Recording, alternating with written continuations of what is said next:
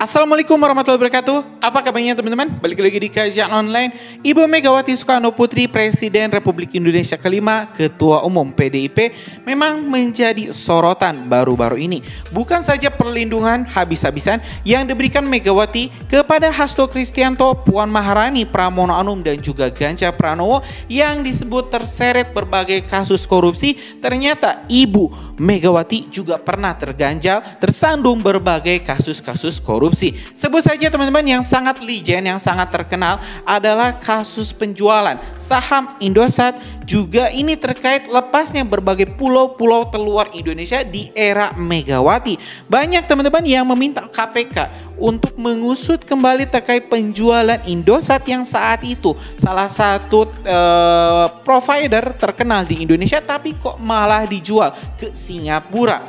Informasi selengkapnya teman-teman kita juga telah kumpulkan terkait hal ini, dan apakah KPK baru ini berani untuk mengusut kembali dosa lama para pemimpin Indonesia yang kala itu menjual berbagai aset-aset berharga negara untuk memperkaya kelompoknya, memperkaya partainya, atau memperkaya diri sendiri. Informasi ini teman-teman kita ambil dari Auto Populer ID di video yang berjudul Jual Pulau dan Indosat untuk siapa? Sisi gelap Megawati Soekarno Putri selama jadi Presiden RI terbongkar.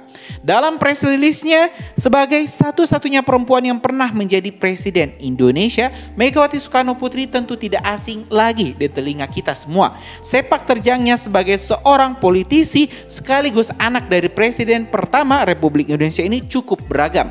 Megawati Soekarno Putri sering terlibat di dalam kegiatan-kegiatan politik, apalagi saat ini merupakan ketua dari Partai PDI Perjuangan yang juga merupakan salah satu partai besar di Indonesia. Saat Megawati Soekarno Putri menjabat sebagai Presiden kelima RI, ada beberapa hal yang sering disebut-sebut sebagai sisi negatif yang merugikan rakyat Indonesia. Misalnya saja mengenai keterikatannya dalam upaya pelengseran Gus Dur, kemudian dugaan beberapa pulau di Indonesia yang dilepas di masa pemerintahannya, serta menjual berbagai aset negara seperti Indosat. Lalu apakah semua ini memang diperlukan terjadi? Teman-teman, kita bakal tonton dulu video keterangan lengkap dari Auto Populer ID. Apakah memang ini Ibu Megawati Soekarno Putri menjual berbagai aset-aset negara ini demi keuntungan pribadi dan kelompoknya, atau memang itu diperlukan untuk menyelamatkan aset, menyelamatkan keuangan negara saat itu? Yuk teman-teman, kita simak video selengkapnya. Salah satu hal yang paling mengecewakan adalah di masa pemerintahannya, Indonesia harus merelakan Pulau Sepadan dan Likitan. Sebenarnya sengketa atas Pulau Sepadan dan Likitan antara Indonesia dan Malaysia berlangsung sejak 1969 hingga 2002 atau selama 33 tahun. Pulau Sepadan dan Likitan terletak di sebelah timur Pulau Sebatik, Kalimantan Timur, tepatnya di Selat Makassar. Awalnya, pada 1966, Indonesia dan Malaysia sama-sama memberi izin eksplorasi atas Pulau Sepadan dan Likitan. Akan tetapi pada tahun 1967, sengketa atas kepemilikan Pulau Sepadan dan Likitan mulai memanas. Pada 2002, Mahkamah Internasional pada akhirnya memutuskan bahwa kepemilikan Pulau Sepadan dan Likitan jatuh kepada negara Malaysia. Keputusan tersebut berdasarkan bukti sejarah yang diterima Mahkamah Internasional dari Malaysia. Pada tahun 2002, pemerintah Indonesia sebagai pemegang dari saham mayoritas menjual saham Indosat kepada STT Communication Ltd yang sahamnya dikuasai pemerintah Singapura. Indonesia yang pada saat itu dipimpin oleh Presiden Megawati Soekarno Putri menjual 517,5 juta lembar saham, mewakili sekitar 50% dari saham seri B di dalam 2 tahap. Tentunya pada saat itu keputusan menjual saham BUMN Telekomunikasi oleh Presiden Megawati sempat memunculkan kritikan pedas. Adalah aset strategis sebagai perusahaan pemilik satelit dan operator seluler. Lepasnya 2 pulau dan penjualan aset negara di masa pemerintahan Megawati tentunya menuai banyak kritik dari berbagai pihak dan kecewaan besar dari masyarakat.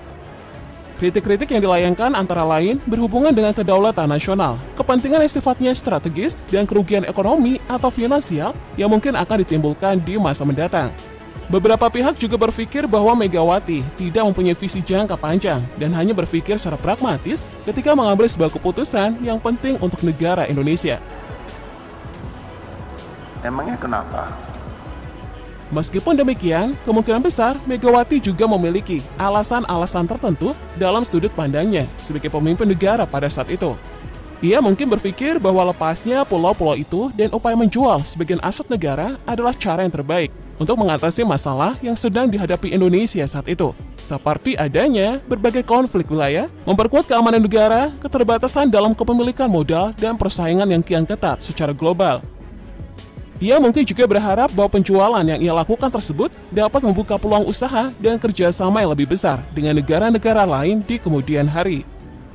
Lo legal formal lo. Beliau jadi presiden tuh nggak ada kan ini.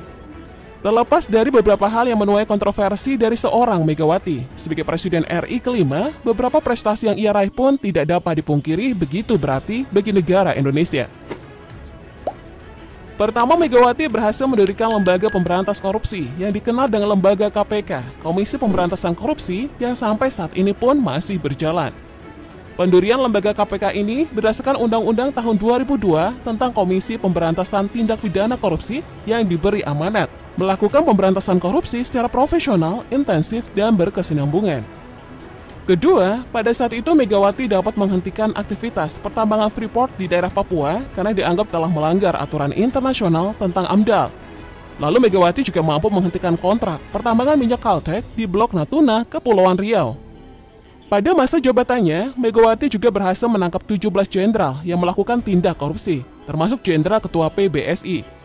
Selanjutnya, Megawati membawa Indonesia berhasil keluar dari IMF pada 2003 yang menandakan Indonesia sudah keluar dari krisis 1998 dan bisa lebih mandiri ke depannya. Ya teman-teman, barusan kita telah mendengarkan informasi-informasi rinci terkait beberapa, mungkin bisa saya sebut ini track record negatif atau track record sisi gelap Megawati Soekarno Putri yang terjadi selama dirinya memimpin Indonesia. Beberapa poin-poin penting yang barusan sudah dibahas dari Autopopuler ID adalah terkait penjualan 2 pulau, adalah terkait lepasnya pulau-pulau terluar Indonesia di era Megawati, penjualan berbagai saham-saham perusahaan BUMN Indonesia,